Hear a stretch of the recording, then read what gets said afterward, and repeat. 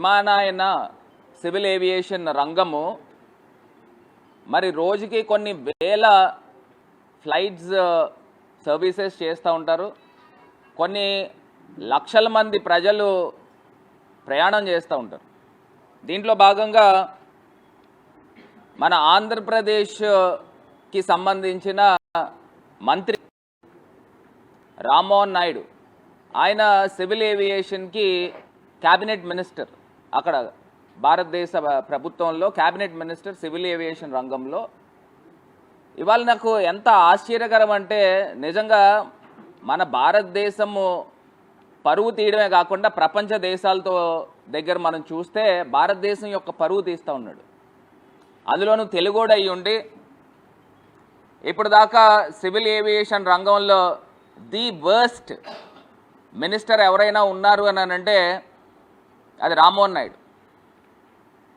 అసలు కనీసము మినిమం జ్ఞానం లేకపోకుండా ఈయన ప్రవర్తించిన విధానం నిజంగా ఎంత ఆశ్చర్యకరం అని అంటే, ఇవాళ ఇండిగో సర్వీసెస్ భారతదేశంలో ఆల్మోస్ట్ 60% పైన భారతదేశంలో సర్వీసెస్ ఉన్న ఇండిగో, ఆ ఇండిగో వీళ్ళు ఏదో సంవత్సరంన్నర క్రితము FDTL నార్మ్స్ తీసుకుని వచ్చారు. ఆ FDTL నార్మ్స్లో క్లియర్గా ఏంటంటే 48 గంటల పాటు రెస్ట్ పీరియడ్ ఉంచాలి. గతంలో 36 గంటలు ఉండేది, అది 48 గంటలు ఉంచాలనేది మెయిన్ ప్రధానమైన అంశం. ఇవాళ ఇండిగో సర్వీసెస్ చూస్తే రోజుకి 2300 సర్వీసెస్ చేస్తూ ఉన్నారు. సుమారుగా 128 డెస్టినేషన్స్లో 2300 సర్వీసెస్లో నిన్న ఆదివారం, అంటే ఈ సంక్షోభము గత 4-5 రోజుల నుంచి, వారం రోజుల నుంచి కూడా జరుగుతూ ఉంది.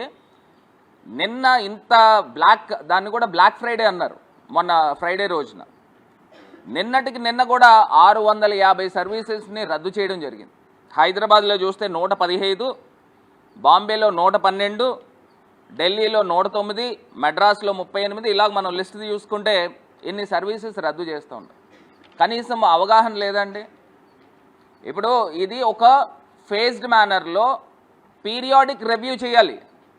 ఇప్పుడు మీరు ఏదో సంవత్సరంన్నర క్రితం రెగ్యులేషన్ ఇచ్చి మీరు ఇమీడియట్గా మీరు పాటించండి అని చెప్పి నోటీసులు ఇచ్చేస్తే ఎట్లా కుదురుతుందండి? ఇది ఒక ప్రైవేట్ రంగము. మీరు పీరియాడిక్ రివ్యూ ఎక్కడ చేశారు? పీరియాడిక్ రివ్యూ చేసి ఫేజ్డ్ మేనర్లో, ఇప్పుడు మీకు సుమారుగా అక్కడ పనిచేసే ఫ్లైట్ అటెండెంట్స్ మొత్తము క్యాప్టెన్స్ కానీ ఫస్ట్ ఆఫీసర్స్ కానీ, నాకున్న సమాచారం ప్రకారం తీసుకుంటే ఇండిగోలో సుమారుగా క్యాప్టెన్స్ కానీ ఫస్ట్ ఆఫీసర్స్ కానీ సుమారుగా 5400 పైచిలకు అక్కడ క్యాప్టెన్స్ పైలట్స్ ఉన్నారు. ఇందులో మీరు ఏదైతే FDTL నార్మ్స్ తీసుకున్నారో DGCA తరఫున సుమారుగా 48 గంటలు అంటే ఇంకొక 900 మంది పైలట్స్ని ఇంక్లూడ్ చేసుకోవాలి.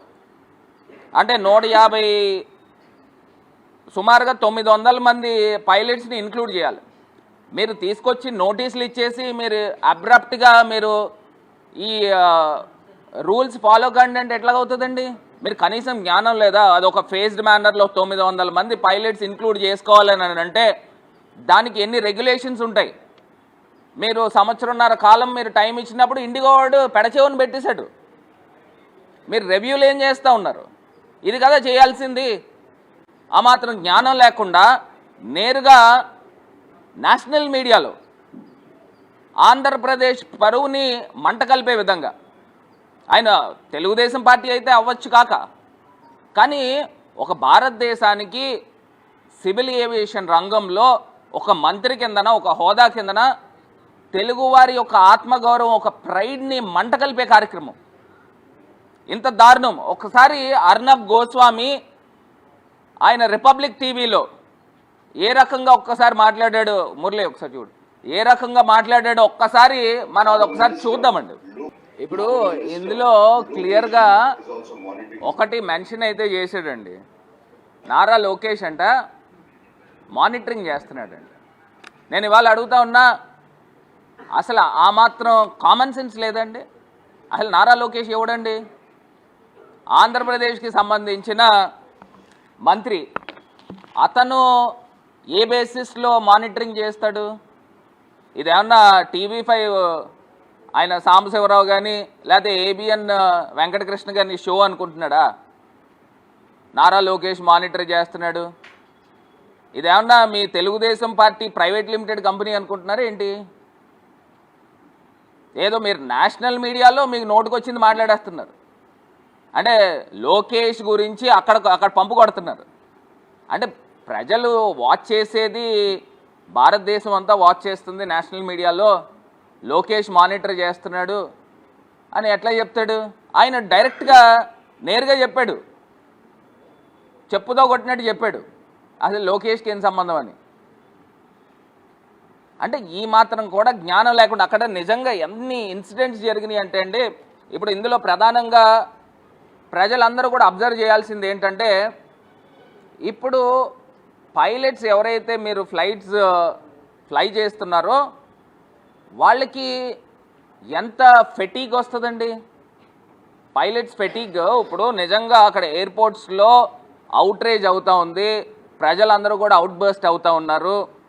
మరి ఫ్లైట్ని ఫ్లై చేసేవాళ్ళు కూడా మనుషులే కదా, మరి వాళ్ళకి ఎంత మెంటల్ పీస్ ఉండాలి? అసలు ఇది ప్యాసింజర్ సేఫ్టీ పాయింట్ ఆఫ్ వ్యూలో ఎంత పెద్ద బ్రీచ్ అండి ఇది.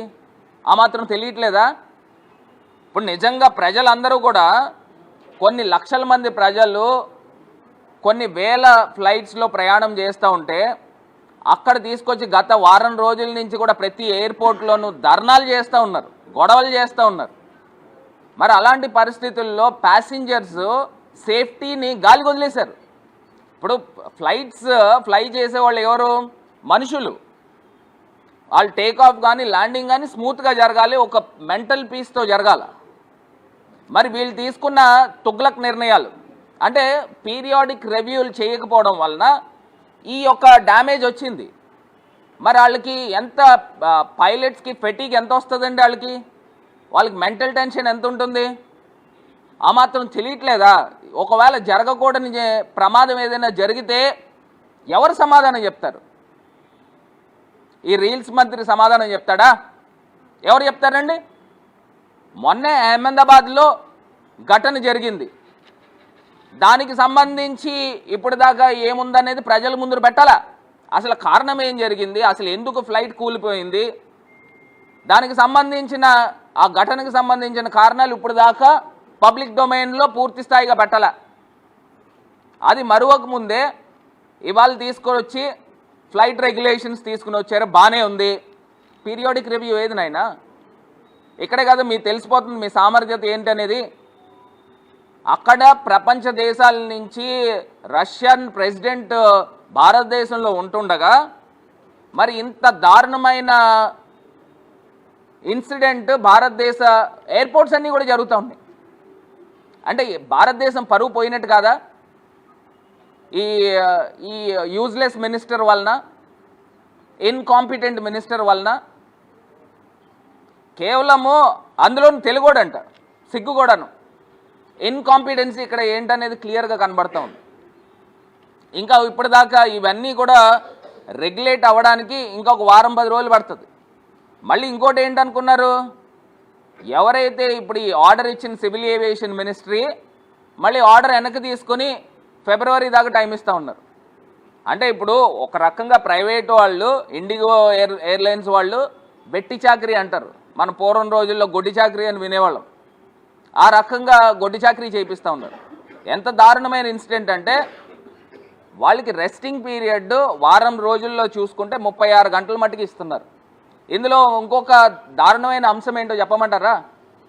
ఇందులో ఎవరైనా వాళ్ళు లీవ్ తీసుకున్నారనుకోండి, ఒక పర్సనల్ లీవ్ కానీ, ఆ లీవ్ కూడా 36 గంటల్లోకి మినహాయించేస్తారు. ఇప్పుడు వాళ్ళకి ఏదైనా ఒక అర్జెన్సీ వచ్చి ఒక 2 రోజుల్లో 3 రోజుల్లో లీవ్ పెట్టారనుకోండి, ఈవెన్ పైలట్స్ కానీ క్రూ కానీ ఎవరైనా కానీ వాళ్ళు వారం రోజుల పాటు గొడ్డు చాకరీ చేసేయాలి. వాళ్ళకి ఆ 36 అవర్స్ వర్తించదు. ఇది అందరూ కూడా గుర్తుపెట్టుకోవాల్సిన అంశం. అంటే ఇంత దారుణంగా మరి రామ్మోహన్ నాయుడు గారు ఈయన మంత్రి కింద ఉంటూ ఈ రకమైన కార్యక్రమం చేస్తూ కేవలం మిస్టేక్ ఏంట్రా అంటే లైట్గా తీసుకున్నాడు. పీరియాడిక్ రివ్యూ చేయకపోవడము ఇది ప్రధానమైన లోపం. నెంబర్ 2, ఫేజ్డ్ మేనర్లో ఇంప్లిమెంట్ చేయాలి. మీరు ఇంప్లిమెంట్ చేసేదేదో ఫేజ్డ్ మేనర్లో ఇది కంప్లీట్ అయిన తర్వాత నెక్స్ట్ ఫేజ్ తర్వాత నెక్స్ట్ ఫేజ్. మీరు సంవత్సరంన్నర టైం ఇచ్చారండి ఈ ఎఫ్డిటిఎల్ నార్మ్స్ని ఫాలో కావాలి అని చెప్పి. మరి దీనికి సంబంధించి పైలట్స్ ఉండాలి కదా. మరి పైలట్స్ని ఎంతమందిని హైర్ చేసుకున్నారు? ఆ పైలట్స్ ఈ పలానా 3 monthsకి 150-200 మంది పైలట్స్ని హైర్ చేసుకున్నాము. పోనీ ఇండియాలో లేరు ఆ కాంపిటెన్సీ ఉన్నవాళ్ళు, మేము వేరే దేశాల నుంచి తెచ్చుకున్నాము. ఇవన్నీ కూడా పీరియాడిక్ రివ్యూ చేయాలి కదా, ఎందుకు చేయలేదు? అంటే మీరు అంత లైట్గా తీసుకున్నారా? అంటే భారతదేశంలో ప్రజల ప్రాణాలని ఇంత లైట్గా తీసుకున్నారా? ఈ రకమైన అవుట్బర్స్ట్ అవుతుందని ఆ మాత్రం జ్ఞానం లేకుండా ఉన్నారా?